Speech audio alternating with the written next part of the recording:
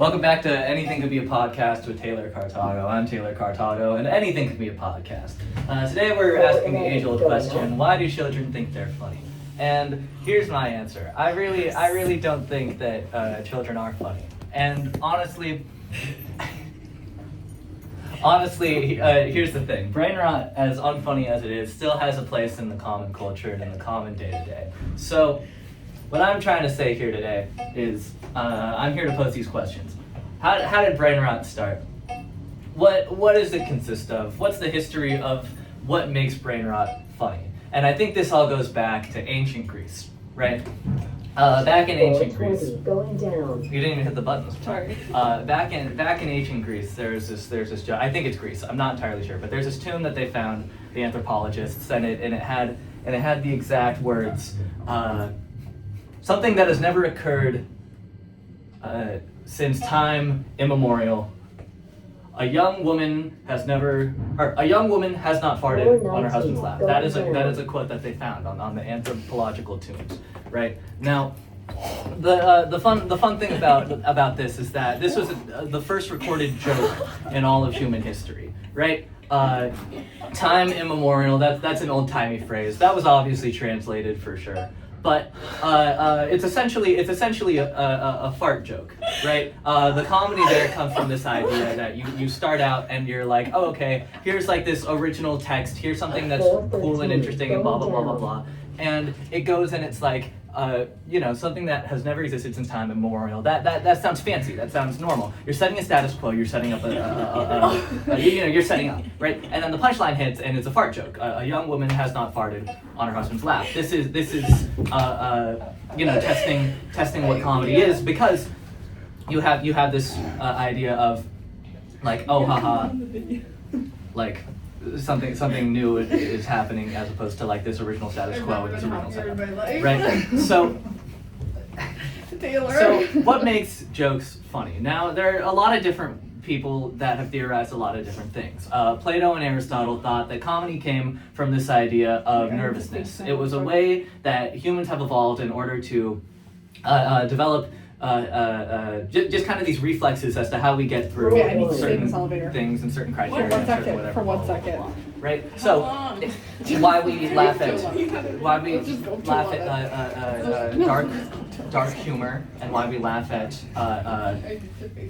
some of those like not as politically correct cartoons, right? The reason we laugh at these is because they're poking at things that originally are supposed to make people nervous, right? So people are getting a little scared. They're like, oh no, what's going on? Right? You're building up tension. A lot of comedy is building up tension, kind of going like, what is this? And then boom, haha, now you have your joke, right? And some say it's evolutionary. Some people say that we've developed this because it's like, oh haha, like you'll laugh if someone randomly goes like, my mom died, See? And now the interesting thing about that is that it's obviously a really sensitive topic, someone's mother dying. But the interesting thing about the whole the crux of that joke is that people are really nervous to kind of talk about it, and that's why in getting it out you're releasing a lot of nervous energy, right? But then we go on to, I believe, Nietzsche, and he theorized that jokes were about pain. Again, maybe I'm making up these names. I'm not making up the names, but maybe I'm making up the sources. Low-key, I didn't study any of this. I'm just figuring it out as I go. I don't research for these, but there's another theory, right? Theory number 2, that states that comedy is about someone's downfall, about someone's expense, right? In saying something like, "Oh, my mom died," it's like, "Oh wow, we're laughing at the idea of, like, either Taylor looking stupid or like us looking stupid for hearing that," right? If you were told that, you'd probably be like, damn. But if you were in a position and you saw a movie or a clip of someone saying that and someone else getting uncomfortable, you would laugh at the uncomfortability of that, right? Because you're kind of laughing at how people are badly reacting to things, right? And this kind of goes into a comedic structure that a lot of comedians use in order to kind of fight what the original like nervous tension theory kind of creates, right? So the general idea of this downfall theory is hypothetically, right, Conan O'Brien, he's one of the people that does this extremely well, right? He has these jokes where he makes himself look really stupid, and he says things that are obviously like, wow, Conan, like, you're a dumbass. But when he makes jokes, he doesn't make it like, oh, I'm being fun of you. He's making it, the things I'm saying are obviously stupid. So you're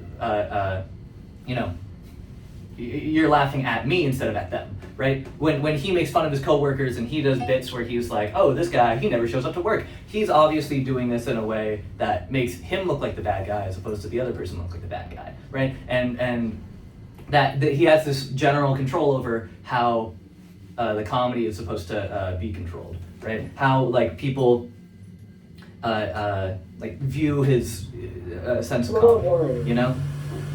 And the third theory that I remember off the top of my brain, off the top of my noggin, off the top of my head, is this idea that humor comes from incongruency, right? Incongruency theory is this idea that you have, again, like a setup, you have a natural way of life, you have a natural, like, blah, blah, blah, blah, blah, this is how you expect things to happen, and then steep departure, incongruent, no one really expected this to happen.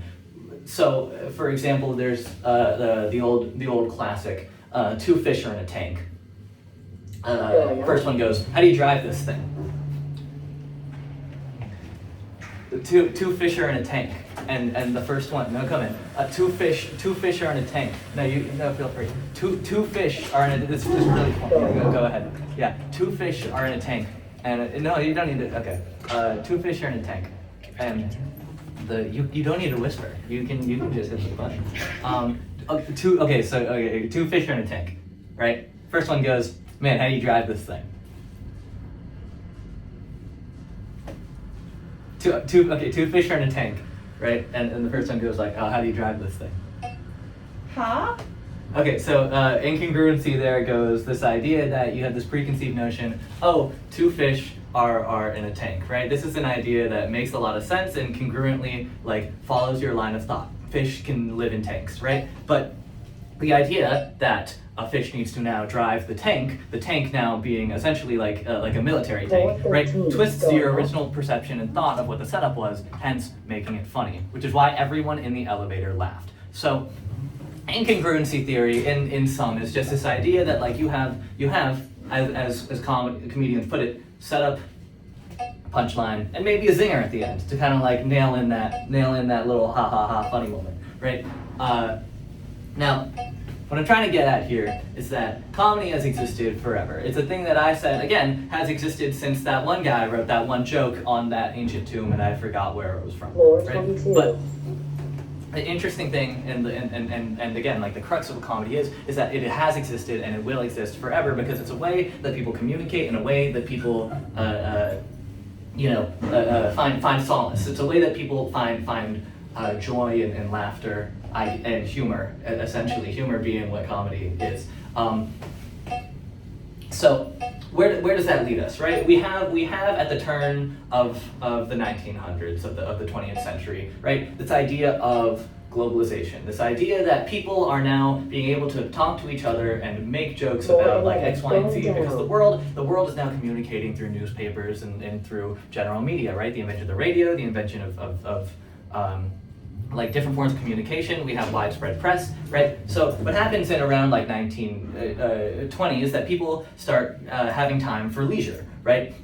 What the interesting thing about this leisure activity is that people end up doing things that are really stupid. This is where I think the first ever memes came from, the 1920s. There's this guy, I totally forget his name, but he had a really stupid name, and he would do this thing in the 1920s called pole sitting, right? You can equate that to kind of what like planking is today, where it's just like there's this guy and oh haha, he's sitting on a pole and then like he's eating donuts. Dunkin' Donuts hired him to eat donuts while sitting on a pole, and people laughed at that because they're like, this is weird, this is a little incongruent from what I thought that what poles were used for, right?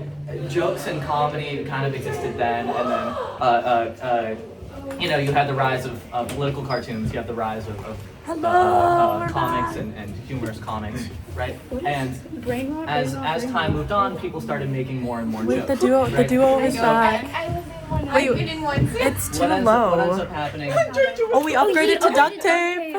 So what ends up happening now is that people end up making more comedy, people end up making more jokes, right? You have the rise of like sitcoms, the rise of television in the 1950s. Movies have Everyone forgot to experimented click with a their lot of forward. comedy as is, and as the media flows and as people evolve their sense of humor, what people found funny evolved and changed over time, right? You had different periods of time being able to like different eras of comedy. Charlie Chaplin, he was known for his slapstick, and that kind of followed into a lot of the 30s and 40s and 50s, and as like that style of comedy kind of dipped down, it still came back and up and down and up and down, because again, incongruency kind of happens, and that's that thing where it's like, haha, like normal, that's not normal, that's not normal, right? This idea that like as something happens, it becomes funny as long as like people aren't expecting it, right? Which is why the elevator thing and the elevator bit is so funny right now, because no one's expecting that I get in this elevator for a third time, and then I do. And that's why it's funny, and that's why everyone's laughing. Now, where was I? Sitcoms. So sitcoms back in TV time, right? TVs were invented back in ye olden days, I think like the 50s or something. The 50s. The 50s or the 60s, or well, definitely the 50s. 60s is when a lot of TV became popular. But you had your general TV shows, these ideas of like the nuclear family, right? And sitcoms were this idea of you have the general like, okay, here is like the family scenario, right? It's normal. You have your mom, you have your dad, you have your older sister who's like smart and academic, and you have your younger brother who's like kind of a troublemaker, but he's kind of fun like that. You have your neighbor, you have your like grandparents that sometimes come in for special episodes. Like you have different characters that are supposedly in the American nuclear family. Now, comedy at this time was used to kind of promote that nuclear family idea, but the twists and the incongruency came from this idea that the jokes and the things that would happen were very slice of lifey. It were like, oh no, Johnny failed a math test, and now he needs to go on this wacky adventure to hide it from his dad, and that's kind of like the crux of the episode and the joke and everything. And now it's this fun little idea of, well, now we're kind of looking at comedy and jokes from a perspective of we can like bounce off of what everyone's preconceived notions and setups are, right? At the beginning of every episode, you don't really have like Floor 18. anything telling you, oh, this is a family, these are their dynamics. You kind of just understand that these are the dynamics because they exist within the popular culture and exist within like American media, right? This is something that America's been trying to promote, and as long as America continues to promote these ideals and these ideas, it works and it continues to work, right? Now, you hit like the 1970s, you hit the 1980s, you hit the 1990s. You have a lot more jokes coming in, right? And you slowly move out of those ideas of like, here's the popular nuclear family. I'm not an expert on TV. I'm not an expert on film, but what I will tell you is that like 1975, that's when SNL hit, and SNL does this really fun thing where one, they streamline it. It's really late at night. Everyone thought they were gonna fail because like who knows how funny SNL's gonna be, but right, stand up kind of plays like this general like here's the setup, here's the punchline. SNL does its exact same thing. They become super popular. They're still around today, right? Sketch comedy was not invented by Lorne Michaels, but it's something that has now been on TV for like 50 years, and most popular through SNL, at least in today's time culturally, right? So I'm gonna get a lot of flack for this one because the other ones I feel like I didn't need to study that hard. This one I definitely should have studied and I didn't, but you know what, that's okay. But jokes in sketch comedy and jokes in stand-up are kind of the same thing, right? It's like you have your general like, oh, here's the set, here's like the whatever, blah blah blah. We'll use more cowbell, for example. I know that's not around the time that SNL first came out, but we're gonna use more cowbell. More cowbell is this idea of like, oh, okay, you have these guys and they're recording their song, right? Everyone kind of has this preconceived idea of what a recording studio looks like, or at least what recording music might look like. So you have this recording studio and it's normal and it makes more sense, right? And the joke there comes from this incongruent idea that, oh, this guy is really, really into this cowbell, right?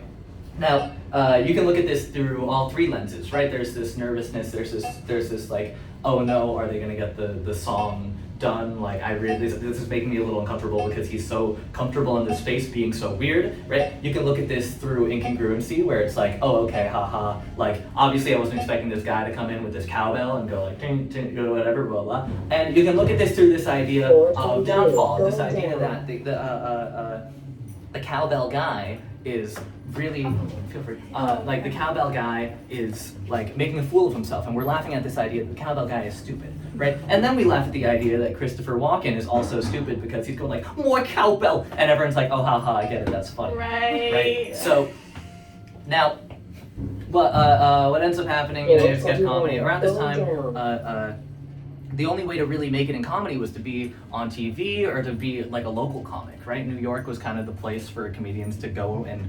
experiment with their comedy and go up on stages and do stand-up like normal. Sometimes you go on a tour, but it wasn't nearly as accessible as it is now. Comedy was one of those things where like you had a lot of people that were higher up that did a lot of jokes and did a lot of comedy, and that was just kind of the way of the world, right? You had your what do you call it? Your talk show hosts, and on the talk shows it was this idea of, you know, they do their monologues at the beginning. They've always done their monologues at the beginning of the talk shows, and then they have guests come over, they talk with them, they be a little funny sometimes, and then occasionally, back in the day, they would have, and still today, but to a lesser extent because Jimmy Fallon has kind of, been stupid. But there's this idea that like you'd have a comedian kind of come in and do his comedy and go like blah blah blah blah blah blah blah blah blah. He'd do his stand up, and that was the ultimate gig, right? It was can you get on like Leno, you know? That was how it was, because this is the way that comedians finally found their fitting in like American media, right? That was the only way that, because this is a widespread broadcast thing, especially like nationwide at least, right? People would come in and they would be like, oh haha, like here's like X, Y, and Z happening. Here's all these like it's comedy. Like they're making jokes, they're doing funny ha-has, right? So now that leads us to the rise of the internet. Right? What happens is the internet gets created, and the internet is this idea, promoted as this idea of people being able to share things with other people, right? It's this idea, again, of what globalization was in the 1920s and before, and industrialization and whatever, blah, blah, blah, blah, where people could communicate and talk with each other and have these ideas. It's like you can make your own website, you can promote ideas and talk about things that are like, oh, here's like, this is what's happening, blah, blah, blah, blah, right? So, now you have all these things kind of coming together, right? The computer's existing now, and people are making websites, and people are using chat rooms, and you have AOL, and you have all these things, right? Y2K, that's like you have all these running things, and because the internet and globalization are kind of like mixing together, and everyone's being able to talk to everyone else, right? Jokes start to form, because jokes are a way that humans naturally communicate, and it's kind of this fun little idea. I mean, you've always had your inside jokes with your friends in your friend group, and you always have these ideas of like, oh, you say like one thing and haha, everyone in your friend group laughs, right? Friend groups are just like a general a crux for where jokes appear. But now imagine, right, everyone has these same exact shared experiences. Instead of it being, oh, all of us were here at this one time, so now we all make this joke and it's funny, now it's everyone exists in the same plane, and everyone gets the exact same amount of media, and everyone gets the same exact amount of stuff. So comedy becomes streamlined, and more people are able to create jokes. This is where you get the idea of the top text, bottom text meme. So top text, bottom text memes are like this general like, oh, okay, like, ha ha ha, you have top line, like, my face when, that's a normal setup, that's a general thing that's like, oh, okay, this makes sense, because ha ha ha, like, you know, it's just like, okay, my face when this is just like a normal statement, right? Then you have your bottom text, and the bottom text says, you know, something wacky, like, oh man, like this is my face when I failed my math test, and then you have the photo in the middle, which would be the final hitter, the final punch, the final punch line, right? And it's usually a photo of like Bad Luck Brian or some other child that most people online consider as like ugly as fuck. So what ends up happening is you have, again, like incongruency theory. I'm going to use this theory a lot because this is the one that I personally believe is the most comedic and the most valuable to the kind of comedy that I do, right? You have this idea that, you know, set up, my face when, punchline, it's a photo of like an ugly kid, right? Now, you have blah, blah, blah, blah, blah, blah, right? you kind of get more and more jokes, and the more and more that these jokes appear, the more just like kooky and wacky they get, right? You get a lot of people going up with like rage comics, which were these ideas of like, here, I'm gonna make a comic and I'm gonna like draw it out crudely on Microsoft Paint. The internet gave us a lot of different ways to create and make jokes, kind of just like through crude, rudimentary art websites and the such, right? So Microsoft Paint, people would draw their own designs with their mouse and with their keyboard, and they would, just do the general like blah blah blah, blah blah blah, blah blah. Here now it's Shwoop-de-Whoop, right? Shwoop-de-Whoop, he's just a guy that like has like a face and he goes like So you have your general guys like that. You have your troll face. You have all these other general memes, and the idea with these rage comics and the idea of like with these senses of humor and these comedic styles, right? The general idea that I'm trying to get at right now is this idea that like these jokes originated obviously through actual comics, actual memes. These were people trying to make actual jokes, right? Someone invented Shwoop-de-Whoop in a comic that had a context and had like a setup and a punchline. But as Shwoop-de-Whoop became more popular and as the troll face became more popular, instead of the troll face being the punchline to an original setup, the troll face became the setup to eventual punchlines, right? You have the original troll face meme be like, oh, okay, ha ha ha, here's like the face I'm like of a troll, right? But then you have this idea of like, now you show the troll face and you know that a punchline's gonna happen, right? So you're kind of building on this idea of now incongruency. The setup is what popular culture is and what you expect the world to kind of be like as is already, right? You have like your general idea, like here's like the troll face and then boom, right? Did you read that? So what ends up being really interesting about like this general thing right here is like the internet kind of becomes connected in that way, right? People end up liking these memes and liking rage comics because there's this really specific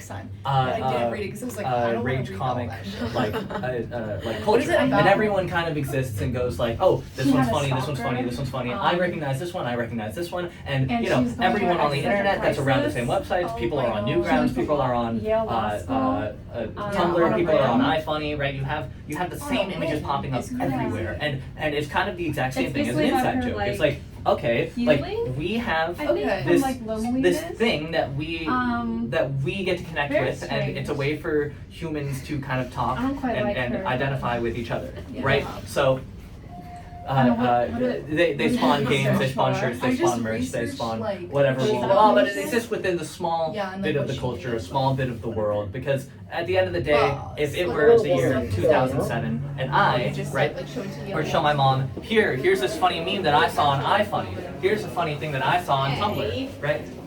There's this fun and interesting idea.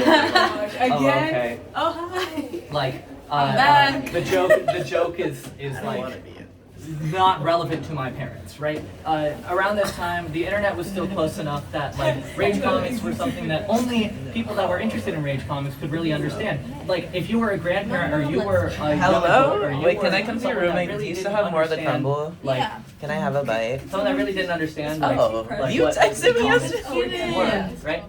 And you gonna eat my pizza too? Yeah, that's a really clear idea of like, I guess I don't understand the joke, but that's okay. Because again, last time I got clipped. as globalized and as connected as the internet is, right? You kind of have people that aren't in the loop, right? But the internet becomes more popular, right? You get to around like 2012. This is the advent of like a lot of the like dank memes, and this is kind of the same idea, right? Video games become popular, and not that they weren't popular before, but video games and clippable video games and things of the such become popular. Now you have like epic moment compilations. You have Vanos Gaming. You have all these. You have all these edits. You have Dat Boy. You have like 420, 69, 360 no scope. You have the like video game noises. You have all these different things that kind of connect into what like a dank meme is. And dank being an original word to describe like a marsh or a swamp or something of the like in which a climate has a lot of water in the area, right? This has now become recontextualized and rewritten into this idea of like a dank meme, right? A dank meme is like, oh haha, like here's like a joke, right? Like words become recontextualized because of this idea of incongruency. Dank did not originally mean that, and now it means that, and people think that's funny because I wasn't expecting dank to mean that, right? And now with those memes, if you're looking at it from the lens of a Nietzsche or Plato or Aristotle, right? You're looking at it from this idea of nervousness. You're looking at it from this idea of downfall, right? Who are we making fun of? What is the joke here? A lot of people just thought that like random equaled funny, right? And those ideas kind of became like a little muddled, right? This idea of Nietzsche going, comedy is about the downfall of another individual or another human being, didn't really make sense in this context anymore, because now there's no real downfall. When you see a photo of Pepe the Frog, you're not really laughing at an individual person. Maybe you could connect it to this idea of, oh, I'm laughing ha ha ha at like whoever drew this is obviously drawing something stupid. Maybe you can connect it to this idea of like blah blah blah. But at a certain point, it's just a photo, and the photo is funny because there's this incongruency. Or maybe it reminds you of the first time that you saw the photo and you thought that, wow, someone looks stupid in the making of this meme or the making of this image, right? But again, it became kind of like an inside joke where it's just like this idea of, I really wasn't expecting Pepe the Frog to be here. Oh, Pepe the Frog is here, right? So these jokes became really popular. And again, globalization's happening. People on the internet are kind of connecting. Pepe the Frog, as an example of the connectivity of the internet, became a figure in a lot of really awful conservative politics and a lot of really awful times on the internet in our political climate. Now, I'm not going to get into that right now because I don't want to get too political, but I will say, Pepe the Frog, you know, his ideas were recontextualized in a way that became not funny because it was originally a joke, and all of a sudden like, oh haha, now it's not, right? I like that you're crouching a little bit because I'm so short. Thank you. Fun fact: someone in the comments of my last video said you're 5'7", period, and they were obviously trying to insult me, but I took that as a compliment because I'm 5'5". Now, loser, hater. I didn't think you were short. I just want to get out of the way. Yeah, me either. no, I feel like your average height. He's he's like 7 foot. Honestly, Exactly. I think that like any taller, and I might be too tall, but I think so too. Honestly, it's too much for me to handle. yeah, like if I were, I don't know. I think that like 5'6" is like way too tall of a height. No, I for think sure. so, As too. someone who's like 5'8", I'm not as someone who's 5'4". like 5'7", Yeah. 5'8", this is offensive to us. Yeah. We're tall. Totally. I think we're all tall. Yeah. I think everyone else is just. It's a mindset. Too tall. It is. Absolutely. It is. Now again, People have to recontextualizing, right? The original idea of this podcast was that it was just me and that it was like awkward when people walked in. But now I think that people are getting a little bit too comfortable talking in the middle of this video. You know You're just so what I'm saying? charismatic. Yeah, I'm just tuned in. You inspire us to express ourselves. Stop. So now what happens, right? You have the advent of these memes. You have the advent of oh haha dank memes, whatever, blah blah, right? And there's this idea that the internet's now connected, but also that companies are getting involved, right? We have this idea that Pepe the Frog has become a political cartoon, right? And a lot of things have kind of happened to go up and down and blah blah blah blah blah blah, right? Marketing kind of becomes a big thing, right? You see memes being made by big companies as their marketing, right? You see a lot of like Dat Boy and a lot of like Geico commercials or something. You see like a lot of corporate memes kind of become a thing. And this is the first time that memes started dying, right? A dead meme is this idea that like a meme is now no longer funny because someone is going like, oh haha, like joke's over. There's no incongruence anymore because it's become something of the popular culture. It's like when an inside joke gets told too many times and by the wrong people, and now all of a sudden like the joke's over, right? So it stops becoming incongruent, and you have this idea, oh, they're dead, and now you kind of get to this idea of like, what do we do now? So memes just kind of kept evolving. Memes just kind of kept happening, right? And with those original memes, you have this idea of, oh, well, I guess like the jokes aren't landing, they aren't hitting, Floor right? 11 going up. So you just replace them with new ones, right? Around 2015, this is when I think one of the most influential memes of our time has kind of started, right? 2015, 2016, Harambe, right? In the mid 2010s, there was a gorilla in the Cincinnati Zoo named Harambe who lived in an enclosure, and a child fell into said enclosure, and they shot Harambe, right? This is something that was very upsetting and very scary because Harambe has been a part of this zoo and has existed in this zoo for many a time, and in a lot of what the Cincinnati Zoo considered its media presence, right? Harambe wasn't a meme before that, but what ended up happening was a couple people online started going R.I.P. Harambe or talking about Harambe in a way that made it seem like, oh, like this is sweet and endearing. A couple people started posting but in a way where they didn't quite understand the context of the internet and how the internet worked. So then they started making more crude drawings of Harambe, or posting less like-minded posts and styles in the RIP Harambe forums, right? And it eventually became a meme where everyone's like RIP Harambe, and the joke, instead of it being here's a setup and here's a punchline, is now on this crux of you have this idea of incongruency, you have an idea of like, oh, this is like what our world is generally like.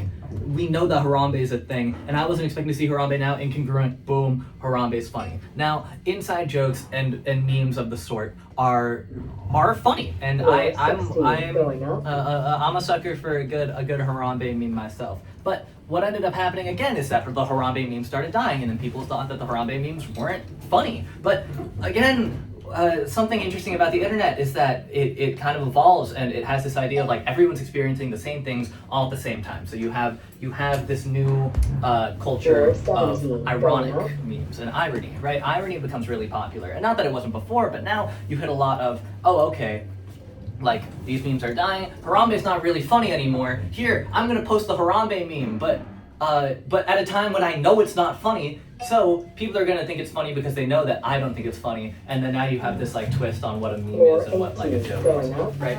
So now it becomes a slightly different idea and a slightly different like twist as to what makes the joke funny, right? Obviously, like it's not funny, and then it becomes funny, right?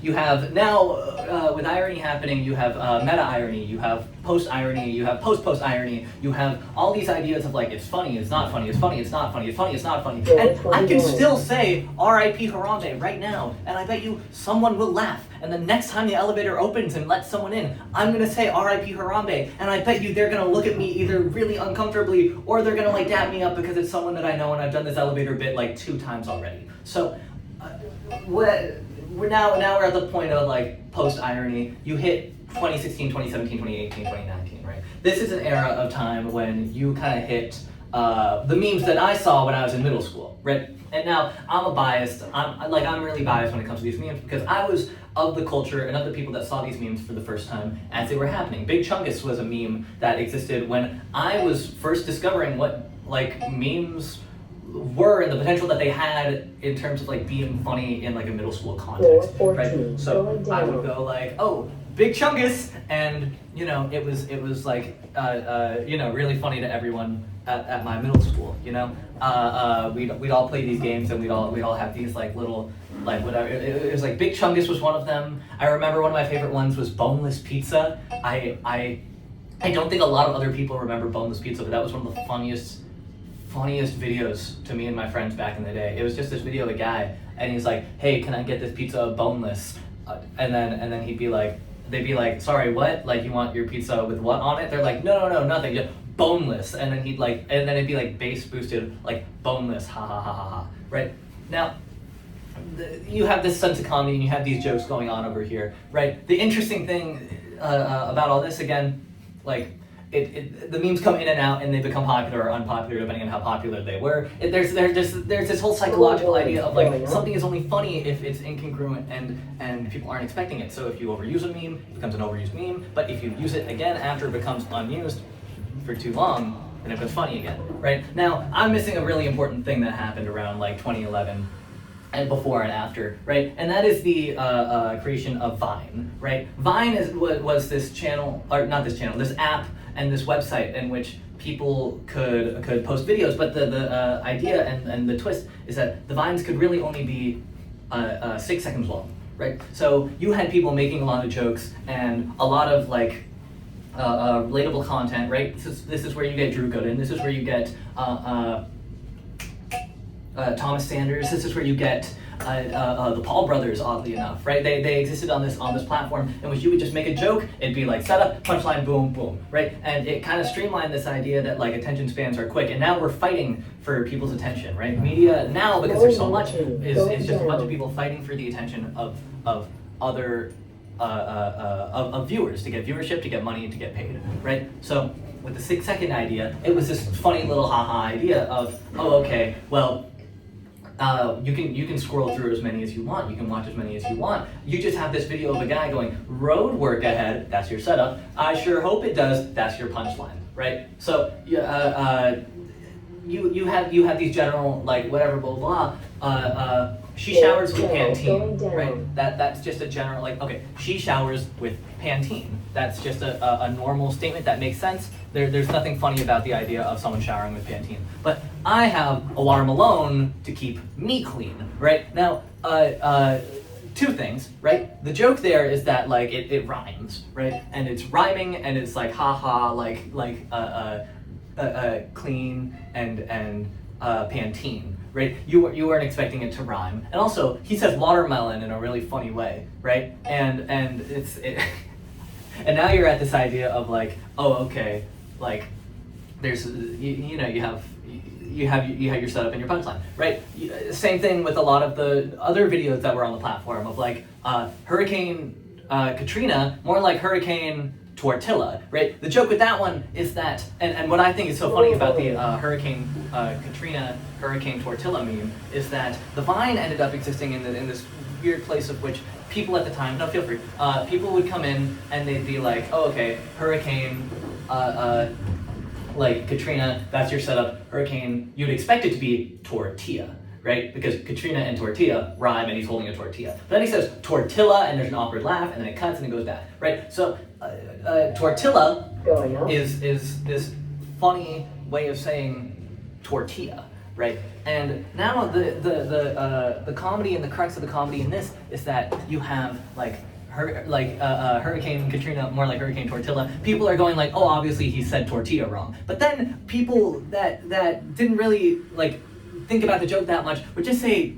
Hurricane Tortilla, and that wasn't a reference to the fact that he said tortilla wrong. That was just a reference to the fact that tortilla is a really funny sounding word, right? Incongruency became this idea that like, oh, you just didn't think I was going to say tortilla, or at least that's how it was when I was in like middle school and when I was in like elementary school, and we didn't really understand what that joke meant, right? So the jokes became kind of similar, and they kind of became like blah blah blah blah blah blah blah, right? Vine, they're now fighting for your attention. They're fighting for like X, Y, and Z. They're trying to get you to feel like a certain way about certain things, right?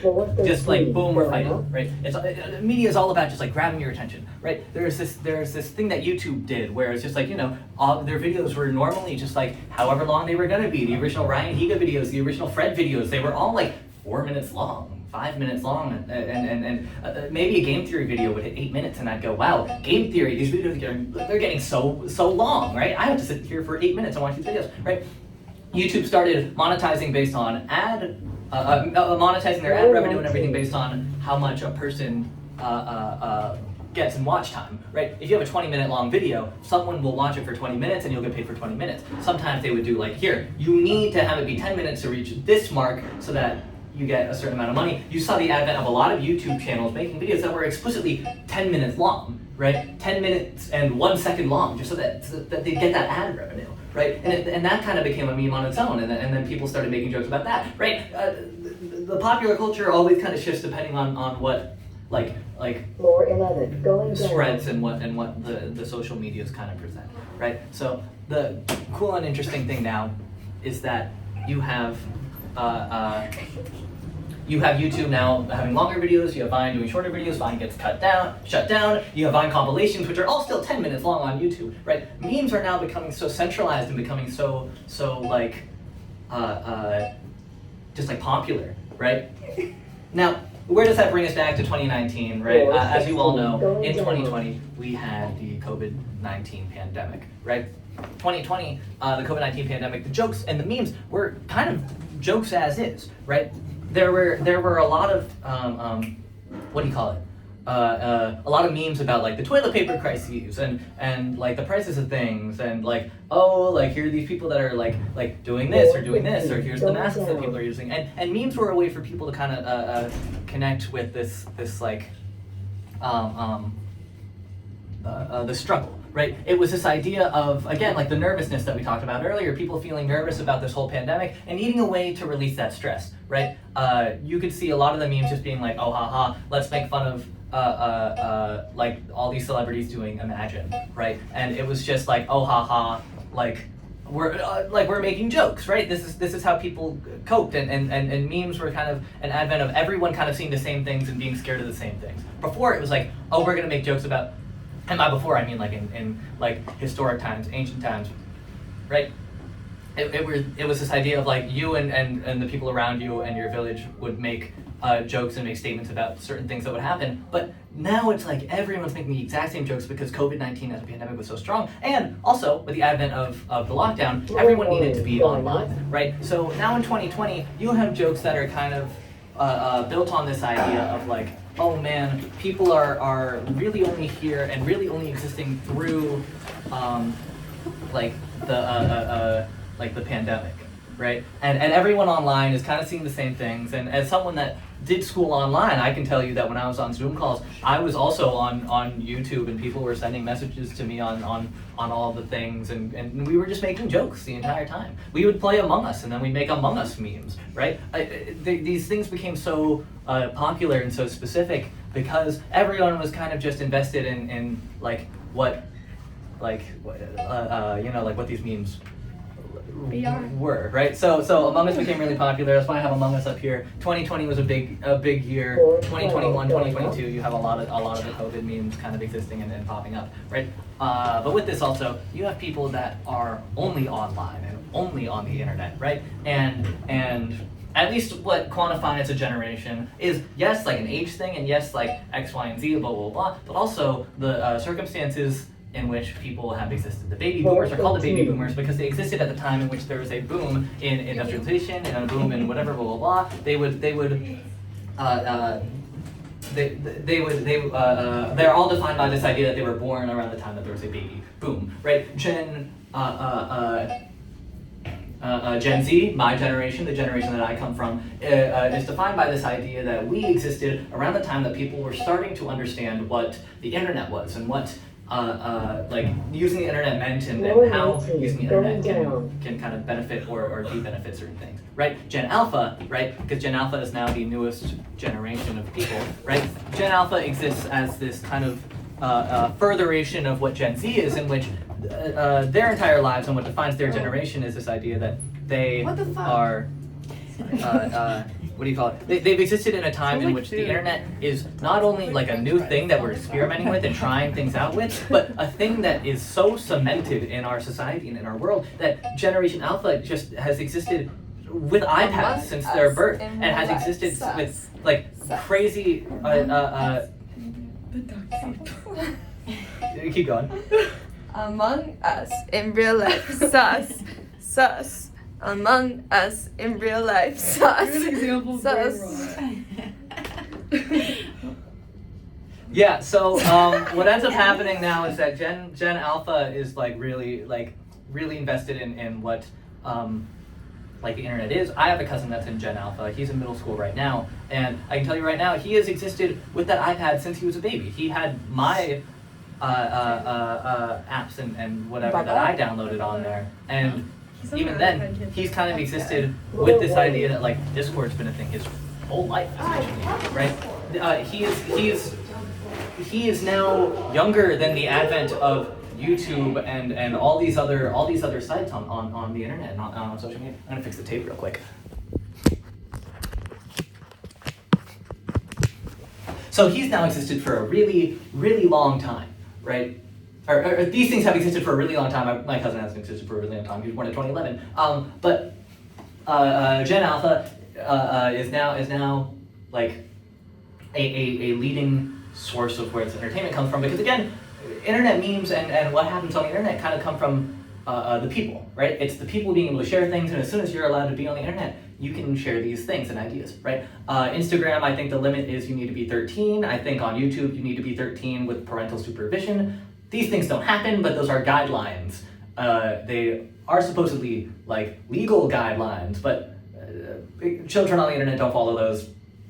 What are you gonna do? It's 2025, right? So Gen Alpha has now existed with these sites and with these sources forever essentially. And with that, they're kind of identifying with these memes and these jokes that have no necessary punchline, because again, comedy comes from incongruency, and to a child, these new things that are popping up and these flashing colors and this fight for attention are what are so interesting to them, right? They love Skibbity Toilet because the joke isn't that you have a setup and then a punchline. The joke is that Skibbity Toilet, you know, it's like ha ha ha, that's pretty funny, right?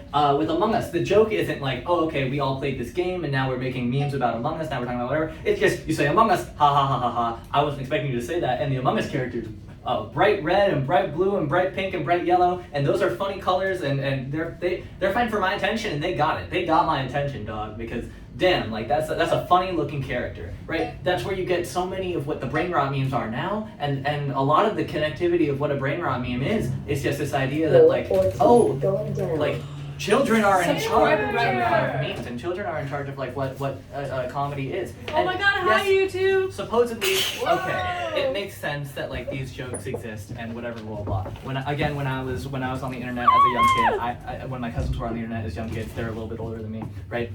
There's a lot of like dank memes, and there were a lot of rage comics, and those memes are kind of like Brainrot, where it's like there wasn't an inherent joke there, right? It's just like, oh, we all love Schwoop-de-Whoop, we all love the Impossible Quiz, we all love those things that exist on the internet and online, and we just kind of connect with them, and we don't really do anything about that. We don't really talk about it. We don't. Right? So Not us as a society. the difference between the world right now and the world when I was a kid growing up on the internet. He's so old. Is that Floor 11, now going down. your comments are really funny.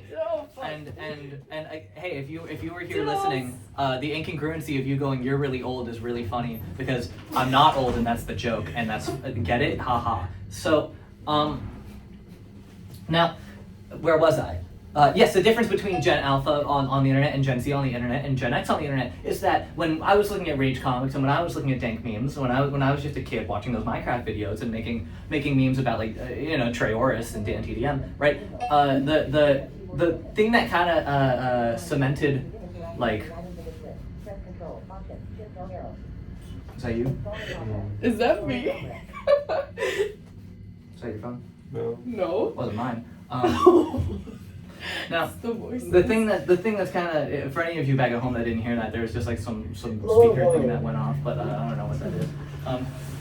Anyway, the weird thing, the interesting thing about all this is that like now, those Gen Alpha kids, the jokes that they make and the jokes that they laugh at are things that we as adults can see, right? I call myself an adult. I am 19. I turned 20 this year. I'm not a part of that culture anymore because I'm not watching Skibbity Toilet. I'm not watching these things, right? But what's interesting and what's so fascinating about all these things is that with Brainrot and with all the, like the X, Y, and Z, blah, blah, blah, the jokes that they make, people will see. It's like if you showed your grandparents like a rage comic and you went, oh, here's Schwoop-de-Whoop, they wouldn't know what Schwoop-de-Whoop is. My parents would probably see Schwoop-de-Whoop and go, this really isn't that funny, because it's not. It's just a joke that has bright colors and ugly faces, and people laugh at it in the same way that people laugh at Skibbity Toilet, right? So the difference and the crux and the weird thing about all these things is just that like now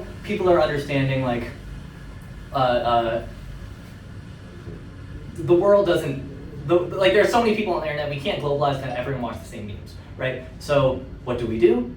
Now we as adults make ironic Brainrot memes, and the kids now make ironic Brainrot memes because we make the ironic Brainrot memes and they take what we take in. So now it's a bunch of cycles, it's cyclical, and when I go, haha, Skibbity Toilet, everyone on the internet laughs because it's like, obviously, that's not funny, but these kids think it is, right? And it's just kind of the cyclical, like, I say these things and I'm fighting for your attention and I get paid if I make a meme that's just like, I don't know, like a Family Guy edit that you thought was funny and you pay me for it, right?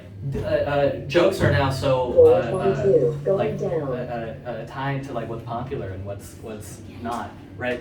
Which is why like I do this elevator thing, because one of them went viral, and now because I'm using the exact same terminology and the exact same explaining blank in a crowded elevator, these videos are going to become popular again. I'm fighting for your attention. I'm putting my humor, my jokes online, and because I follow a format that the internet seems valid, one that the internet has already understood and contextualized and thinks is cool, right?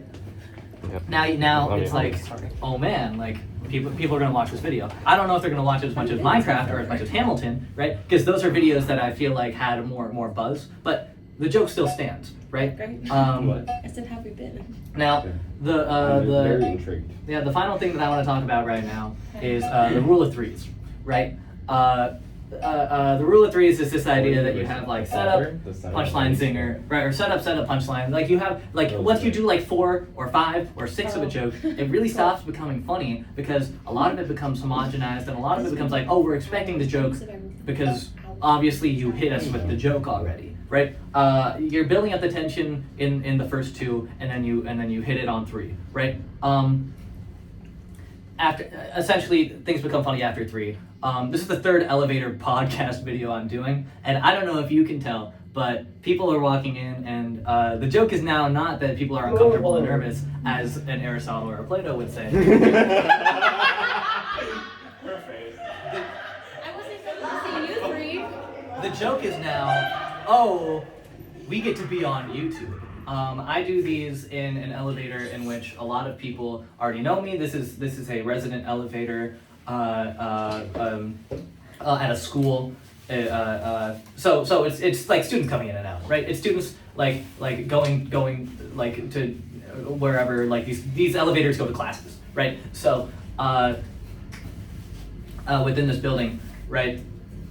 The tough thing and the scary thing is that the more that I do this, the less funny it will be. Now, there are ways to contradict this and ways to combat this, in which, I don't know, maybe I switch it up, maybe I put up a poster or something, people will laugh at that. Maybe I like go to a new elevator, maybe I like go at a different time. Maybe there are ways in which I can get the original joke back, but as you can see right now, a lot of people are kind of understanding the joke already, and it stopped becoming like a, oh haha, we're gonna be like weirded out by this, and now like, oh, Taylor, like he does this sometimes. Now I'm gonna leave you on this joke right here. A joke that I think is really congruent with what I've been talking about today, trying to explain like what Brainrot is and how jokes have evolved and how they've started. Right? There are 2 guys in a boat on land. First guy goes, man, where's your paddle? Second guy goes, sure does. This is Anything Can Be a Podcast with Taylor Cartago. I'm Taylor Cartago, and anything can be a podcast. And I'm reminding you, Scooby Toilet Brainrot. Ah!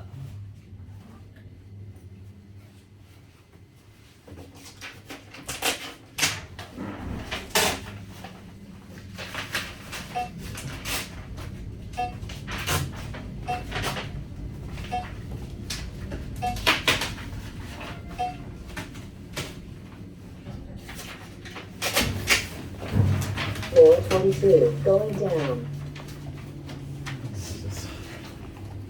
I just got done. Really?